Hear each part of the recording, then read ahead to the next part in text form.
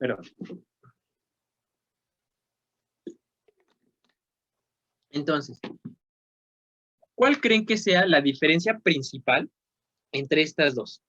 Entre disfunción y eyaculación. ¿Qué sería la principal diferencia? En una hay erección y en otra no. No, también en las dos pueden haber erección. Tal vez el La tiempo de eyaculación es precoz muy... es cuando El tiempo tampoco, porque las dos pueden darme alteraciones de tiempo. A ver, Yair. la eyaculación precoz no es cuando el hombre llega antes de lo planeado al orgasmo. También puede ser por una disfunción eréctil. hormonal. Por ahí va. Uno es fisiológico y el otro es psicológico. ¿Cuál de estos creen que sea fisiológico?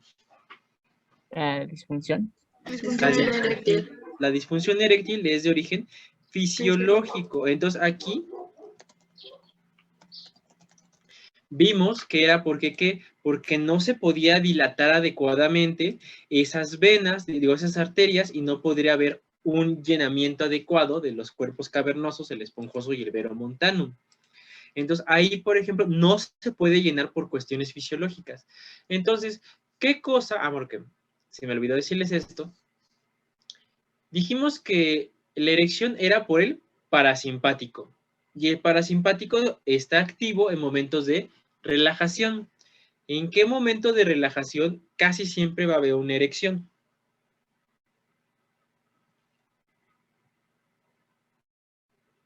¿En qué momento del día están más relajados?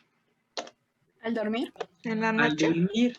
En la noche, cuando duermen. Entonces, en el sueño hay varias etapas del sueño, pero la más intensa, la de más descanso, se llama fase REM, de movimiento ocular rápido, Rapid Eye Movement.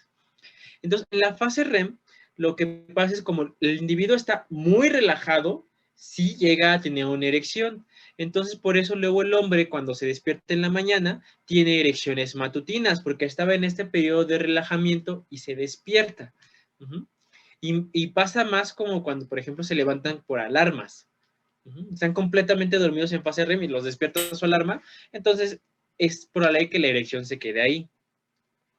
Por ejemplo, si ustedes agarraban o vieran a alguien que se durmiera en clase, pues, ¿qué pueden hacer? Pues cuando estén bien dormido, lo despiertan y no se va a poder poner de pie, porque como estaba dormido, está en fase REM, pues tiene una erección y no se va a poner de pie, pues obviamente por la vergüenza que le van a hacer pasar. Entonces, esto me va a dar como que pauta. Si mi paciente tiene erecciones nocturnas, me está hablando que el problema es más psicológico. Pero si mi paciente no tiene erecciones nocturnas, me habla más que es una disfunción eréctil, porque es más un problema fisiológico. Vimos, por ejemplo, que cuáles serían las etiologías de la disfunción eréctil, porque sí las mencionamos. La aterosclerosis y la hipertensión. Muy bien, puede ser la aterosclerosis. La obesidad y la diabetes es la principal. Muy bien, entonces sería aterosclerosis, hipertensión arterial, diabetes,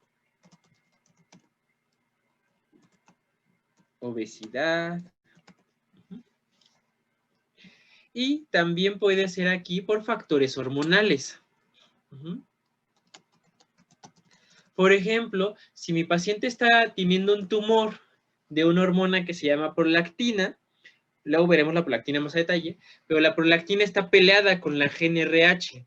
Y si hay prolactina, no hay GnRH. Y si no hay GnRH, no hay LH, no hay FSH y no hay testosterona. Puede tener disfunción eréctil. Y también puede haber factores, bueno, las sustancias también se meten aquí. Principalmente las sustancias que son vasoconstrictoras, como tipo heroína, cocaína, mucho café, etcétera, etcétera, etcétera. De hecho, lo que hacen luego, por ejemplo, bebidas como tipo las energéticas, lo que hacen es que generan vasoconstricción y aparte impiden la relajación de la arteria, reducen su capacidad de distensión al 40%.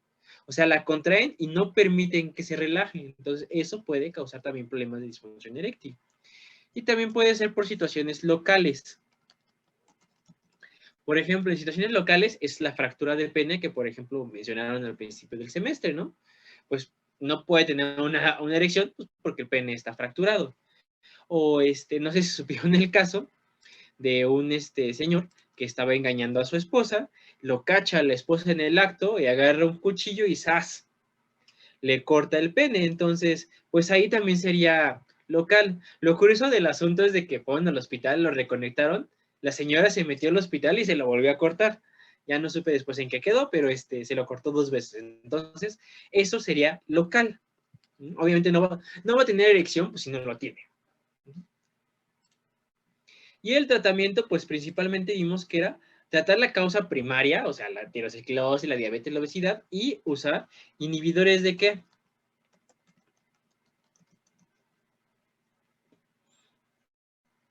¿A quién voy a inhibir?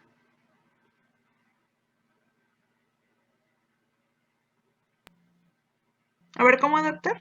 No, se me trabó. ¿Cuál sería la conexión de las ideas? ¿Cuál sería el tratamiento? ¿Inhibir a quién? Para que controle la disfunción eréctil.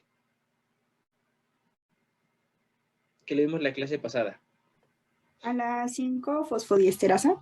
A la 5-fosfodiesterasa. Entonces, ese era el sildenafil, el Viagra. Ahora.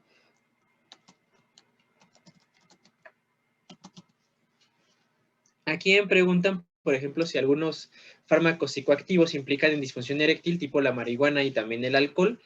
De entrada, al contrario, o sea, si el paciente los consume de manera muy, muy esporádica, el alcohol y la marihuana lo que hacen es que generan cierta vasodilatación y aparte relajan, liberan mucho el sistema nervioso parasimpático. Sin embargo, cuando ya es demasiada la estimulación del sistema parasimpático empieza a fallar. Entonces demasiada la inhibición, está tan inhibido que ni siquiera puede lanzar el estímulo.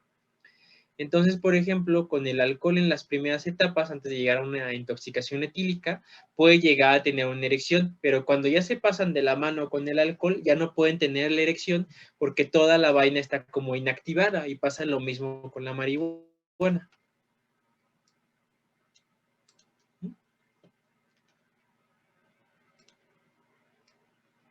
Profe, y por ejemplo, otros fármacos, la clase pasada creo que usted comentó que, bueno, habíamos dicho que los hombres usaban como un tratamiento para hacer crecer el pelo. Era ¿ese en qué? Os dijo que... el Minoxidil. Ajá, es que me Ese quedé me con lo la puse duda. Es que sí me lo puse a leer, pero ahí nada más dices que lo único que te dice es hace vasodilatación. ¿Cómo la hace? Todavía no se sabe, pero genera vasodilatación y por eso el pelo crece. Entonces, por eso parecería que no se mete a nivel hormonal. Sin embargo, yo no te puedo dar una conclusión porque no se sabe exactamente cómo funciona. Se sabe que hace vasodilatación. Y parece que no se mete con las hormonas, pero a ciencia cierta todavía como que pasa. Entonces, esto sería en disfunción eréctil, que fue más fisiológico. Cuando es uso crónico de estas sustancias, también ya empieza a tener problemas de erección, por esto de que ¿cómo se los explico? Imagínense, toman café, ¿no? No sé si les ha pasado, por ejemplo, yo que luego vengo a desayunar con papá, mi papá hace el café muy cargado, muy, muy cargado, o sea, pruebo café fuera de otros lados y ya me sabe muy diluido, porque mi papá hace el café muy cargado, porque generé tolerancia a este café. Entonces yo voy a otra cafetería y me sabe así como, esto no está cargado, ¿no? Pero pues mi papá le pone como 2 cargas al café que hace en la mañana. Entonces, esto pasa con ciertas sustancias, genera cierta tolerancia. ¿Y qué hace tu organismo? Lo contrarregula con la sustancia contraria. Entonces, por ejemplo, el alcohol y la marihuana, ¿qué hacen? Elevan el estado depresivo, el estado parasimpático. ¿Qué hace el organismo? Lo contrarregula, liberando mucho sistema simpático cuando es posible. Entonces, mientras esté la droga activa, aquí está el parasimpático, pero va generando tolerancia y cada vez va funcionando menos para elevar este parasimpático. ¿Y qué va a hacer cuando no esté la droga? El simpático se eleva de maneras importantes. Por ejemplo, si ustedes ven a un, ya sea un síndrome de abstinencia de alcohol, de marihuana es más raro, pero puede llegar a pasar, de alcohol o marihuana, especialmente el de alcohol, vean cuando tienen síndrome de abstinencia de alcohol y ¿Y cómo están? Están todos activos, están todos paranoicos, están todos así de... ¿Por qué? Porque están tan acostumbrados a que su sistema esté inhibido que cuando se los dejan de inhibir, ¡pah!, se contrarregula demasiado. Entonces, por eso luego también pueden llegar a tener problemas de disfunción cuando le retienen la sustancia o cuando ya lleva mucho tiempo con la sustancia. Con la cocaína y con la marihuana, igual con la cocaína, la heroína y estas estimulantes, pasa al revés. Está como que siempre al 100 el individuo, se las quitas y los ves todos lentos, así que pero lentos. Porque hay esta contrarregulación. Y bueno, de lo menos que te vas a preocupar es de que le cause disfunción eréctil, pero es de lo que luego se quejan más esos individuos, porque pues no pueden llegar a tenerla. Y de este lado, en esta esquina, se tiene la eyaculación precoz. Aparte, tanto la disfunción eréctil como la eyaculación precoz puede ser que no tenga una erección óptima para la penetración, que dijimos que tiene que ser de 90 grados o más. Si el individuo tiene una erección de 45 grados, no puede llegar a tener una penetración.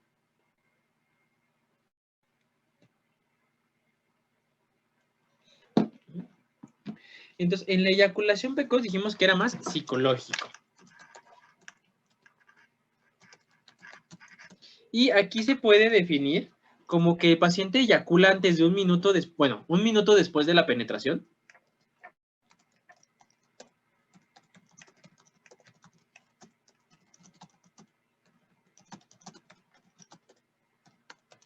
O que no encuentra su actividad sexual, ¿cómo decirlo?